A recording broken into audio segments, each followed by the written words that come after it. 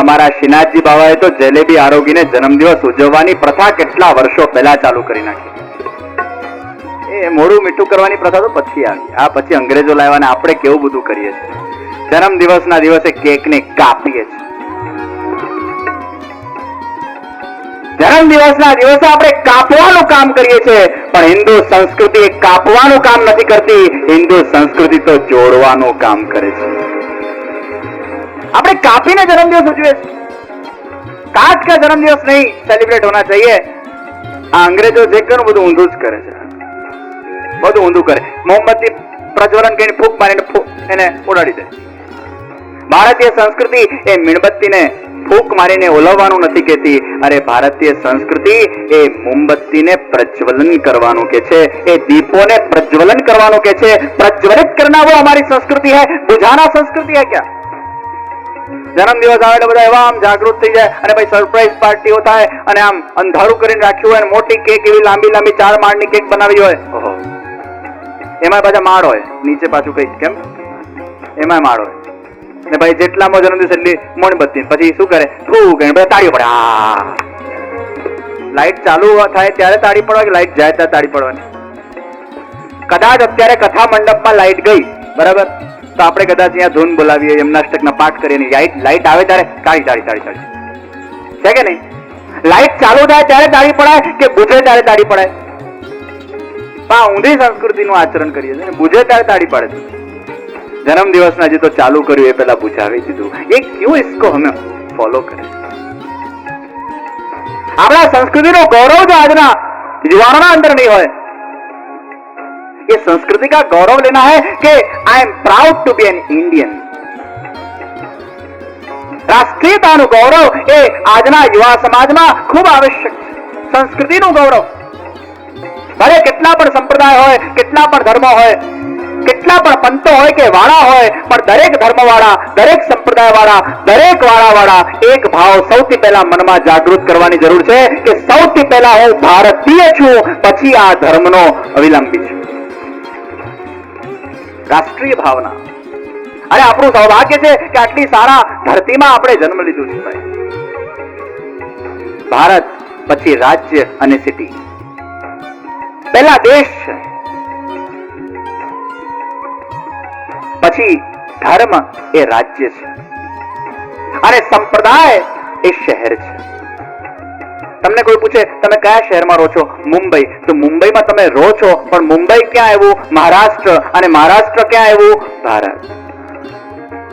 આ ભારતરૂપી દેશના અંદર, હિન્દુ ધર્મરૂપી રાજ્યના અંદર આપણે પુષ્ટિ માર્ગમાં શહેરમાં રહીએ છીએ, પણ એના સાથે સાથે શહેરનું પણ ગૌરવ જોઈએ, રાજ્યનું પણ ગૌરવ જોઈએ અને રાષ્ટ્રનું પણ ગૌરવ જોઈએ. આ ત્રણેય ગૌરવ આપણા જીવનમાં આવવા જોઈએ.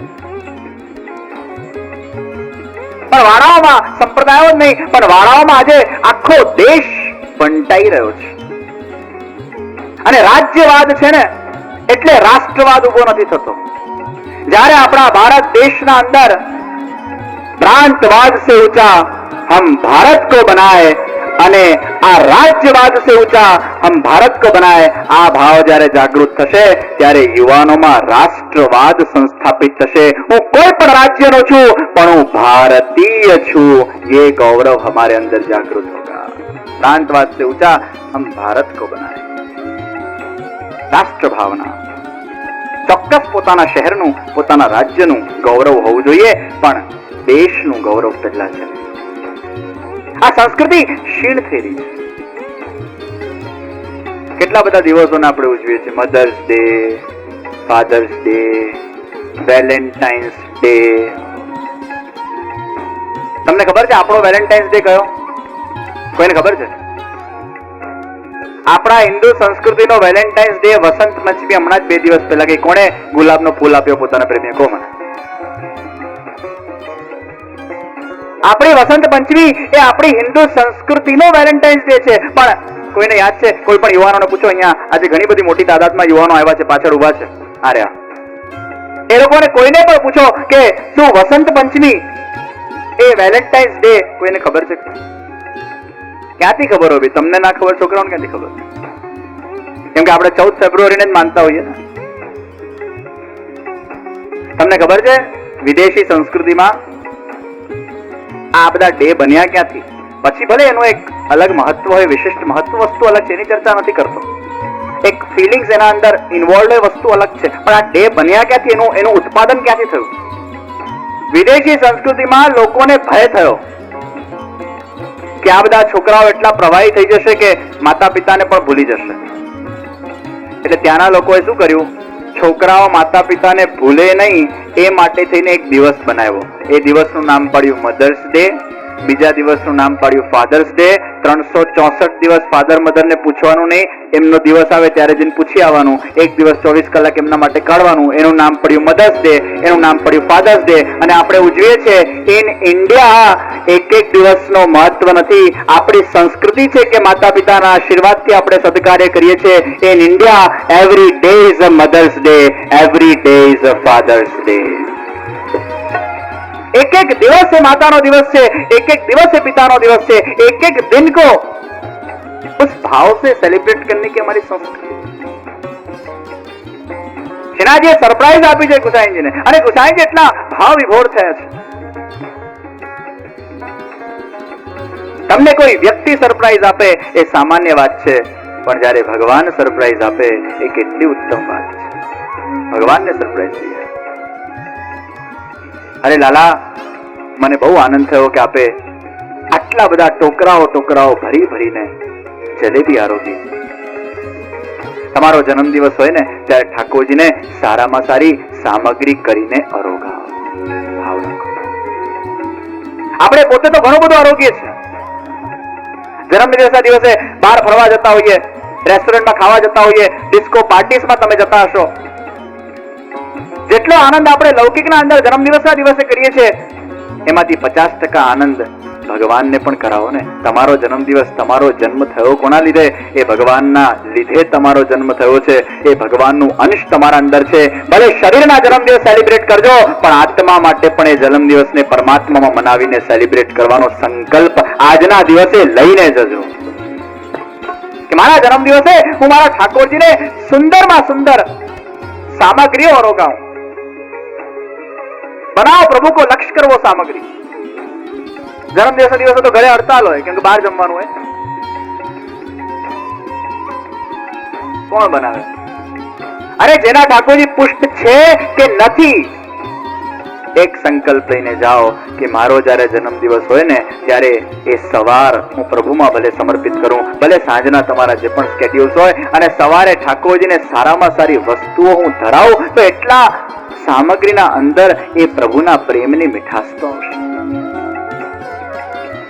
ભલે તમારા ઠાકોરજી પુષ્ટ હોય કે ના હોય, ધીરે ધીરે ભાવ વધશે, પણ પરમાત્મા માટે જન્મદિવસને કાઢો, આધ્યાત્મિક રીતે કાઢો. શિનાજીએ સામગ્રી આરોગીને એ જન્મદિવસને મનાવ્યા છે અને સરપ્રાઈઝ આપી. ગુસાઈજીને મનમાં થયું શિનાજી બાબા તો આજ્ઞા કરી હશે, પણ એમને ગુસાઈજીને થયું કે આ જેટલા પણ સેવકો છે આ બધા તો બિચારા એકદમ નિસ્સાધન છે. આ દ્રવ્ય લાવ્યા ક્યાંથી, આ પૈસા ક્યાંથી લાવ્યા આટલું બધું કરવા માટે? ગુસાઈજી પોતાના બેઠકમાં બિરાજમાન થયા અને બિરાજમાન થઈને બધાને ભેગા કરીને પૂછ્યું છે. રામદાસ મુખિયાજીને પૂછ્યું, તમે આ બધા દ્રવ્ય લાવ્યા ક્યાંથી? બસ મંદિરના બધા સેવકો, સદુ પાંડેજી થોડુંક મેંદો અને ખાંડ લઈ આવ્યા. બધા એક એક બે મોહરો આપી. કુંમનદાસજી 5 મોહર આપી, બીજા કોઈ એક બે કરીને અમે 21 મુદ્રા ભેગી કરી અને આખો ઉત્સવ અમે બનાવ્યો છે. ગુસાઈજીની આંખ એકદમ ચીમકી. તમે શું બોલ્યા, જરા ફરી બોલો. હા, ગુસાઈજી 5 મુદ્રા, અરે કુંમનદાસજી 5 મુદ્રા આપી. તમે ફરીથી બોલો, શું કુંમનદાસજી 5 મુદ્રા આપી? એ 5 મુદ્રા લાવ્યા ક્યાંથી? અમે એમની પરિસ્થિતિથી બહુ સારી રીતે જાણ છીએ કે કુંમનદાસજી તો બિચારા એટલા બધા નિસ્સાધન છે કે એમને પોતાનો ગુજારણ કરવા માટે પણ એમના પાસે દ્રવ્ય નથી. આ 5 મુદ્રા ક્યાંથી લાવ્યા?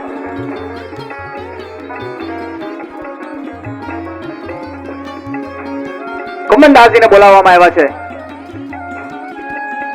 અને જ્યાં કુંમનદાસજી આવ્યા છે,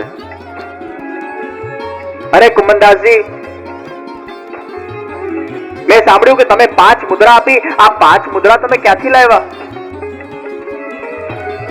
કુંભનદાસજી કહે છે, મહારાજ, મારું ઘર આપનું છે, મારું પરિવાર આપનું છે, મારું દ્રવ્ય આપનું છે, મારા પાસે જે કંઈ પણ છે આપનું જ છે ને. આપ મને આવો પ્રશ્ન પૂછીને શર્મિંદા કેમ કરો છો કે આ 5 મુદ્રા હું આપના માટે ક્યાંથી લાવ્યો?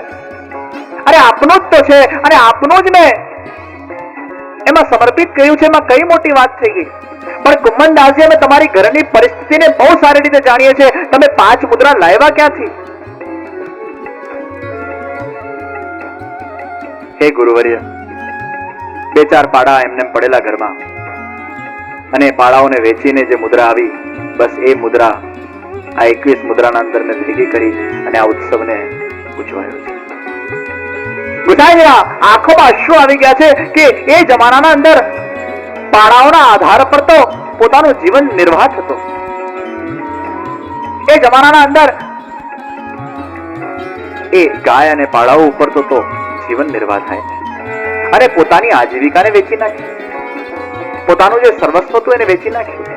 હવે તમે જીવશો કઈ રીતે? એની ફિકર કર્યા વગર સમર્પિત કરી દીધું. ખૂબ ધ્રુસકે કુંભનદાસજી રડ્યા છે. એ હર્ષના આંસુ છે. એમના મનમાં એક અલૌકિક પ્રકારનો સંતોષ છે કે મેં મારા આ ગુરુના આ જન્મદિવસને મેં આટલી સુંદર રીતે પ્રભુએ મને નિમિત્ત બનાવીને 5 મુદ્રા મારા પાસે લાવી. એ ધ્રુસકે એ હર્ષના આંસુથી રડી રહ્યા છે. અને આ ગુસાઈજી એ ભક્તનો આવા સમર્પણના ભાવથી ગુસાઈજી રડી રહ્યા છે. બંને આંખ ભીની થઈ ગઈ. ધન્ય છે કુંભનદાસજી તમારા જેવા ભક્તો, ધન્ય છે કુંભનદાસજી તમારી ભક્તિ. આજે પણ ગુસાઈજીના ઉત્સવના દિવસે જલેબી નોમ તરીકે ઉત્સવને મનાવવામાં આવે છે. અને આજે વલ્લભ કુલની બધી જ હવેલીઓના અંદર આજે પણ ગુસાઈજીના ઉત્સવને ઠાકોરજીને એ જલેબીના ટોકરાઓ ધરીને એ જન્મદિવસ આજે પણ એ प्राकट्य उत्सव गुसाईजी नो આપણે ઉજવીએ છીએ. आज भी वो दिन जलेबी नोम के रूप में प्रचलित है, प्रसिद्ध है. શ્રીનાથજી બાબા હવે પોતાની લીલાઓને સંકેલવા માંગી છે. કારણ કે હવે શ્રીનાથજીએ હવે યાદ આવ્યું છે કે અજબ કુંવરના વચનને મારે પૂરો કરવો છે. આ બાજુ ગુસાઈજીએ પણ અનેક દૈવી જીવોને પ્રવાસ કરીને શરણે લીધા છે. હવે ગુસાઈજી પણ સંભળી ગયા છે. અબ ગુસાઈજી ફરી મહાવત સાતમનો એ દિવસ આવ્યો અને મહાવત સાતમના એ દિવસે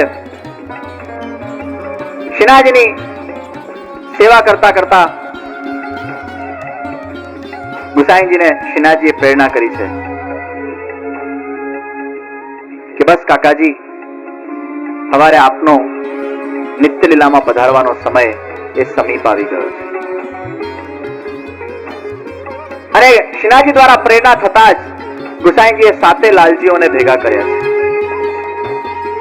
7 લાલજી એ શ્રીનાથજીના સમક્ષ ઉપસ્થિત થયા છે. ગુસાઈજીએ શ્રીનાથજીને વિનંતી કરી છે સાષ્ટાંગ દંડવત કરીને. 7 લાલજી ઉપર શ્રીનાથજીએ પોતાનો હસ્ત એ મૂક્યો છે.